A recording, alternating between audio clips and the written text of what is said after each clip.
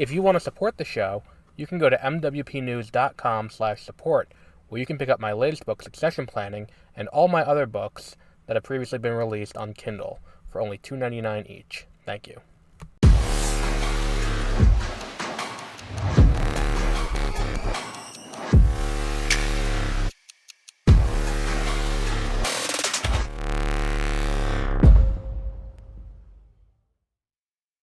Good morning, and welcome to the Backlog Files. I am Adam. Feeling a little nasally today. I can feel it in my voice when my congestion's acting up. So we're here today to talk about a new game, a game that's finally coming out. Well, not finally. I don't think we could say finally for this one because I don't think anyone really. I don't want to say no one was anticipating it, but I feel like it is kind of an interesting one. We're talking about Princess Peach Showtime, which is a new Nintendo Switch game where you play as Princess Peach and you go through these various plays at this theater to save the theater so the show can go on. Interesting concept. I played the demo as available on your Nintendo Switch, and anyone who has a Switch can go out and play this demo. I would invite you to. I feel like this is a worthwhile... See, here's the thing. I think, and this is going to sound mean, I liked the demo. I think releasing the demo was a bad idea. Because I think that the demo is going to lower expectations for the game. Is probably the best way to put it. The demo's short. I played it last night while I was playing. I'm recording this on Thursday night. I played it last night while I was watching The Bad Batch, and I got through both episodes while playing this demo, and I finished the demo in the same amount of time. The game is not hard. The game, it runs beautifully. It runs on Unreal 4, and it runs beautifully. It looks great, and good for them for that. But I don't think the game is necessarily going to convert any naysayers about this franchise. I know there are people who are like, oh, it's dumb because it's a girl-led game, yada, yada, yada. You know, all the usual things you hear. The issue is, I think the game's too easy, based on the 2 levels I've played. I think the game is too, there's potential for a great Metroidvania in here, and I feel like this could be one of those games where, you know, this could be the start of a great franchise for Nintendo, if they manage to handle it well from here.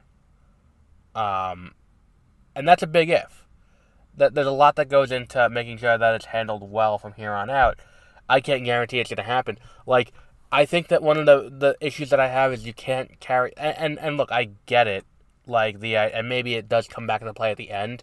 But the idea that, like, you're playing through and you're collecting all of these costumes, you can only use them in the levels where the costume it comes from. It's kind of weird. And then the thing is, too, it'd be less weird if you carried it over into the next area. And there are these little beginning parts to both levels where it's like you're kind of just walking through this region, and it until you get to the spark that gives you the new costume and the new abilities. Which, fine, that's cool, but, you know, the issue comes from the fact that the abilities, like, one is combat, one isn't. And I understand why you wouldn't want to carry over. Like, the baking one is very clearly for the baking minigame and the baking level. I just feel like it's like, I feel like I'm playing Mario Party, and that's not a bad thing. I feel like I'm playing Mario Party, but it's just the minigames, and I think that if this game is 10 levels, I'm going to blow through this in 2 days, and we're going to move up the date that I review this. And I feel like that's a problem for a game that's retailing at $60. Because at least when they released Mario Party, the top 100, that was not $60. That was $40. I mean, full retail for a Switch, for a 3DS game, don't get me wrong, but it was still cheaper. it felt like more content. This feels based purely on the demo, very content light. But the game runs smoothly, and maybe there will be some challenge to 100%ing it, like there was with Super Mario Bros. Wonder, which I also really enjoyed, but again, it was a little easy. I think that down the line we could have a great game in this series. I think that this could be the start of something really cool. I just think that this is going to be one of those games where it's like, the first one's going to be a little bit weak. You don't need to play it to get into. In the same way that, like, when we talk about the Mario Brothers franchise, like, I think the franchise really hits its stride, not with Lost Levels or whatever the name for it in Japan was, for what was Super Mario 2. Super Mario 3, I mean, it might be, to this day, the best game in that franchise, but it took them three tries of iteration to get to that point.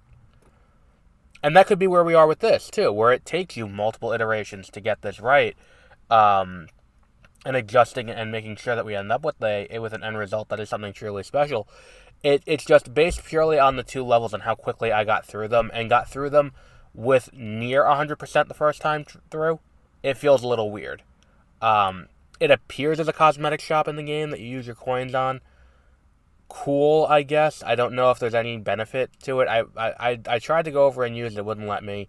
And then I tried to, I don't know. Maybe that's in the game later on, where you can change the appearance of your costume, and that's something that does something.